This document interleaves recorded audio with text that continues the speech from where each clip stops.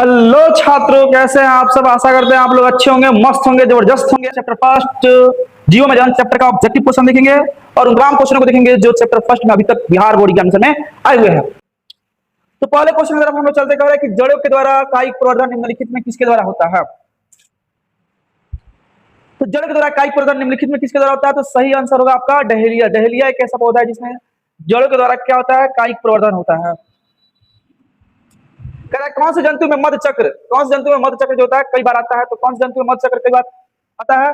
सही ऑप्शन होगा चूहा। चूहा जो है उसमें मध चक्र जो होता है साल में कई बार आते हैं। और वही ध्यान रखना आपको कि हिरण में साल में क्या होता है, मध चक्र जो होता है एक ही बार आता है। कह रहा है कि सबसे ज्यादा गुणसूत्र किसे पाए जाते हैं। तो सबसे ज्यादा गुणसूत्र जो है सबसे ज्यादा गुणसूत्र किसे पाया जाएगा, मक्का में मानव में पाया जाएगा। सबसे ज्यादा गुणसूत्र किसे पाया जाएगा, मानव में। अगले क्वेश्चन की तरफ हम चलते हैं। कह रहा है कि विषम युग्मजीव प्रकार के युग्मक निम्न निम्न पादप में होते हैं। विषम युग्मजीव प्रकार के पादप जो होते हैं इसमें होते हैं, कारा में होते हैं। किसमें होते हैं, कारा। कह रहा है कि 12 वर्षों में एक बार फूल उत्पन्न करने वाला पादप है। तो 12 वर्षों में फूल उत्पन्न करने वाला पादप का नाम है नीला कुरेंजी। सेक्शन क्या होगा, नीला कुरेंजी। नीला कुरेंजी एक ऐसा पादप है जो क्या करता है, 12 वर्षों में एक बार क्या करता है, फूल उत्पन्न करता है। आपको ध्यान रखना है। कह रहा है कि बंगाल का आंतक, यहाँ पे मिस्टेक हो गया, सही कर लीजिएगा, आतंक। कह रहा बंगाल का आंतक किस पादप को कहा जाता है। तो बंगाल का आंतक जो है जलकुंभी को कहा जाता है। किसे कहा जाता है, जलकुंभी। कह रहा फल का निर्माण होता है। फल का निर्माण जो होता है किसके माध्यम से होता है। तो फल का निर्माण जो होता है किसके माध्यम से होता है, अंडाशय के माध्यम से होता है। ध्यान रखना, यहाँ पे एक और क्वेश्चन आता है कि बीजांड का निर्माण जो होता है, बीजांड, बीजांड का निर्माण किसके माध्यम से होता है। तो बीजांड का निर्माण, सॉरी बीजांड, यहाँ पे मिस्टेक हो रहा है, ध्यान रखिएगा। बीज का निर्माण किससे होता है, बीज का निर्माण किससे होता है, बीज का निर्माण ध्यान रखना आपको, बीज का निर्माण किससे होता है, बीजांड से होता है, बीजांड से।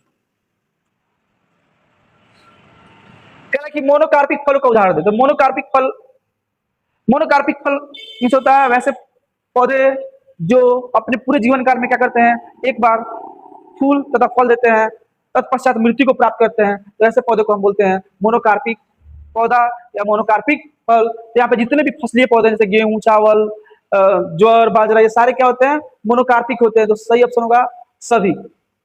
कर आलू में किसके द्वारा प्रवर्धन होता है। तो आलू में तना के द्वारा कायिक प्रवर्धन होता है। किसके द्वारा प्रवर्धन होता है, तना के द्वारा। कह रहा है कि पेनिसिलियम नामक कवक, कवक में अलैंगिक जनन मुख्यतः निम्नलिखित में किसके माध्यम से होता है। तो सही ऑप्शन होगा कोनिडिया। कह रहा है कि गैमिट निर्माण को कहते हैं। तो गैमिट निर्माण को कहते हैं गैमिटोजेनेसिस। सही ऑप्शन होगा गैमिटोजेनेसिस। निषेचन क्या है, निषेचन क्या है, कहता है कि निषेचन जो है नर न्यूक्लियस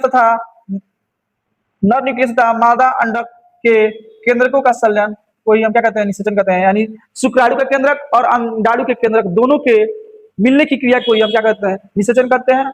और निषेचन के बाद से जो नई कोशिका बनती है इसको हम बोलते हैं युग्मनज, युग्मनज। और युग्मनज ध्यान रखना आपको, यह कैसा होता है, द्विगुणित होता है। कह रहा निम्न में कौन सा पादप उभयलिंगी नहीं है। उभयलिंगी का मतलब होता है वैसे पादप या जीव जिनमें नर तथा मादा जननांग जो होते हैं एक ही पादप या एक ही पौध, एक ही शरीर के अंदर पाए जाते हैं। उभयलिंगी का मतलब होता है वैसे जीव या पादप जिसके अंदर नर तथा मादा जननांग जो होते हैं पाए जाते हैं, एक ही शरीर में पाए जाते हैं। उभयलिंगी का मतलब होता है कि वैसे पादप या जीव जिसमें एक ही शरीर के अंदर नर तथा मादा जननांग होते हैं, वैसे जीवों को या पादपों को बोलते हैं उभयलिंगी। तो सही ऑप्शन होगा यहाँ पे पपीता। पपीता क्या है, उभयलिंगी नहीं है। कह रहा निम्न में कौन सा फल मिथ्या है। तो मिथ्या फल का मतलब होता है वैसे फल जिसका निर्माण क्या होता है, अंडाशय से न होकर पुष्प के किसी अन्य भाग से होता है, वैसे फल को बोलते हैं मिथ्या फल। तो सही ऑप्शन होगा सेब। कह रहा है कि पुष्पों में दोनों पुमांग और जयांग उपस्थित होने पर कहलाते हैं।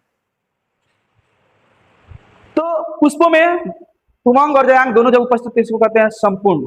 क्या कहते हैं, संपूर्ण। कह रहा है कि जब संतति की उत्पत्ति एकल जनक के द्वारा होता है तब यह कहलाता है।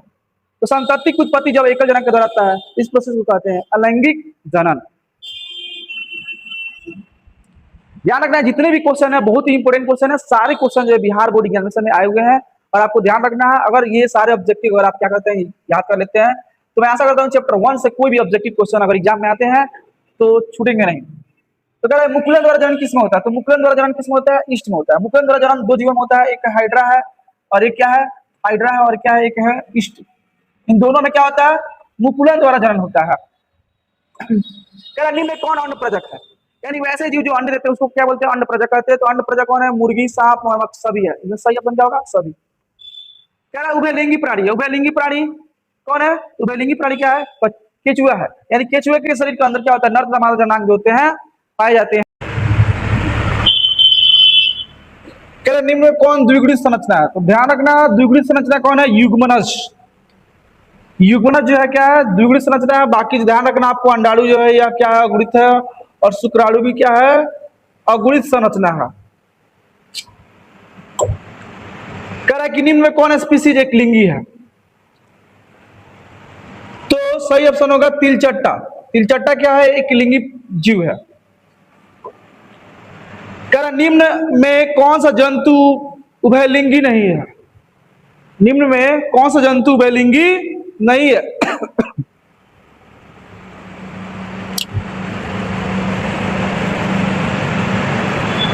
सही ऑप्शन होगा घरेलू मक्खी। घरेलू मक्खी क्या है? उभयलिंगी नहीं होती है।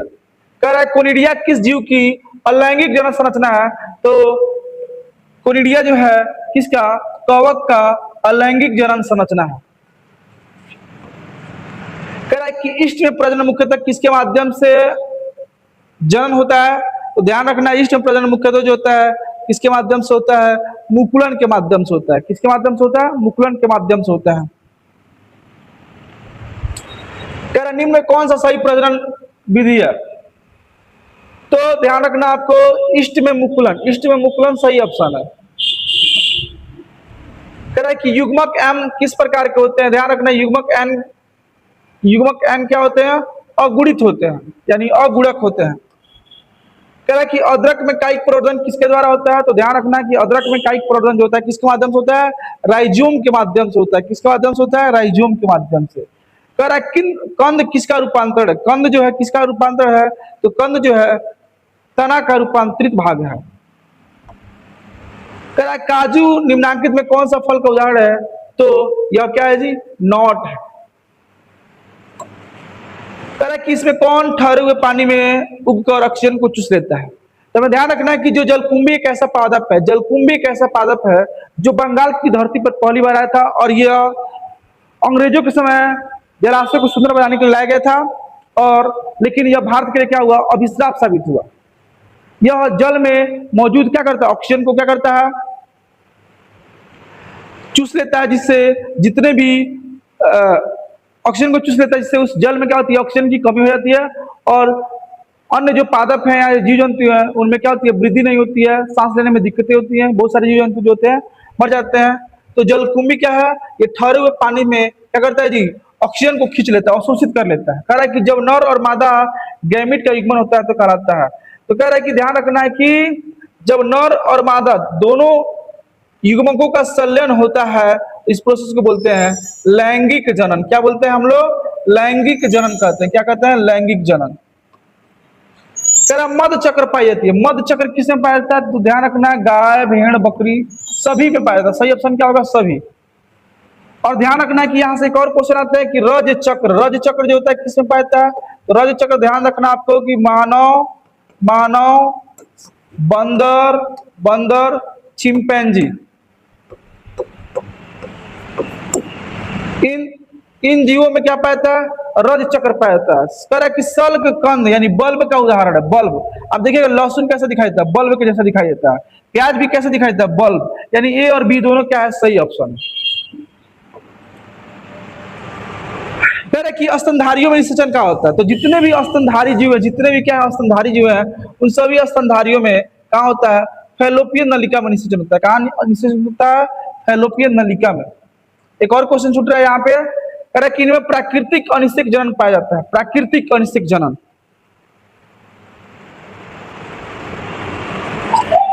तो प्राकृतिक अनिषेक जनन जो होता है किसमें पाया जाता है? अनिषेक जनन का मतलब होता है कुछ जीवों में क्या होता है? बिना निषेचन के ही जनन हो जाते हैं। उन जीवों को बोला जाता है अनिषेक जनन। ऐसे जनन को बोला जाता है अनिषेक जनन। तो सही ऑप्शन होता है यहाँ पे अमेरिकी छिपकली। अमेरिकी छिपकली। और यहाँ पे होता है मधुमक्खी, भी सही ऑप्शन होता है मधुमक्खी। तो ये ऑप्शन में हो सकता है मिसप्रिंट हुआ हो, ध्यान रखना आपको। यहाँ पे छिपकली होगा, अमेरिकी छिपकली आता है ऑप्शन में। तरह की अनिषेक जलन किसमें पाया जाता है? तो अनिषेक जलन किसमें पाया जाता है?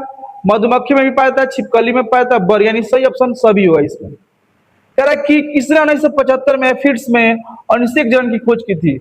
तो एफिड्स में सबसे पहले अनिषेक जलन का खोज किया गया था, और किसने जी? चार्ल्स बोनेट ने। किसने? चार्ल्स बोनेट ने क्या किया था?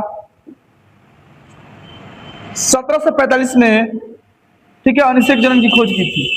अगला क्वेश्चन की तरफ हम चलते। कह रहे कि इनमें 42 नंबर क्वेश्चन है। कह रहे कि इनमें कौन अपने जीवन काल में एक बार पुष्प उत्पन्न करता है? तो सही ऑप्शन होगा यहाँ पे बांस। सही ऑप्शन क्या होगा? बांस। यानी बांस एक ऐसा पौधा है जो अपने जीवन काल में 40 से लगभग 100 सालों के बीच में क्या करता है? एक बार फूल उत्पन्न करता है। कह रहा है इनमें किस में ऋतुस्राव चक्र पाया जाता है? किसमें ऋतुस्राव चक्र पाया जाता है? तो ध्यान रखना, मनुष्य, बंदर की प्रजाति, यानी इनमें सभी ऑप्शन सही होगा। इनमें सभी ऑप्शन सही होगा। कह रहा है कि केला, हल्दी, अदरक में निम्नांकित किसके द्वारा जनन होता है? तो सही ऑप्शन होगा राइजोम। कह रहा ब्रायोफाइटा एवं टेरिडोफाइटा में अंडाणु कहाँ उत्पन्न होते हैं? तो सही ऑप्शन होगा आर्किगोनिया। ध्यान रखना है कि पादप जगत को दो भागों में बांटा गया है। पहला पुष्पीय पादप और दूसरा अपुष्पीय पादप। तो ध्यान रखना है कि पुष्पीय पादप को दो भागों में बांटा गया है। एक होता है आवृत बीजी और एक होता है अनावृत बीजी। और यहाँ पे इसको तीन भागों में बांटा गया। एक होता है ब्रायोफाइटा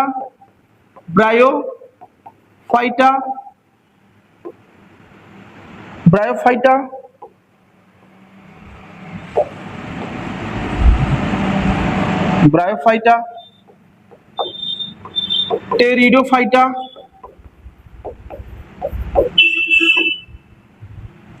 थैलोफाइट।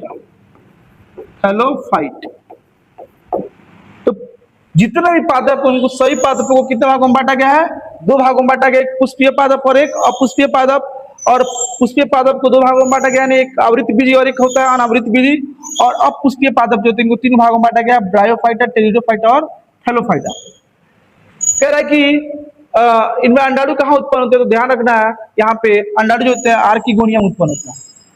कह रहा निम्नांकित किसमें बाह्य निषेचन होता है? बाह्य निषेचन का मतलब होता है कि जब नर तथा मादा युग्मकों का संलयन जो होता है कहाँ होता है?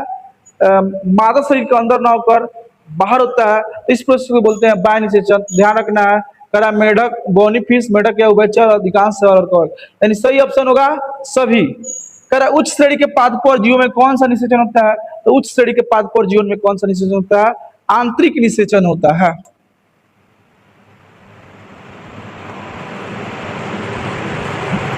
हमने टोटल 47 क्वेश्चन देखा, यानी 47 क्वेश्चन देखा आज के सेशन में। और आपको अगर वीडियो अच्छा लगा हो तो सेशन को लाइक करें, सब्सक्राइब करें और अपने दोस्तों को शेयर करें, ताकि हम और भी आपके लिए बेहतर से बेहतर ऑब्जेक्टिव क्वेश्चन को ला सके जो आपकी एग्जाम में सहायता करे।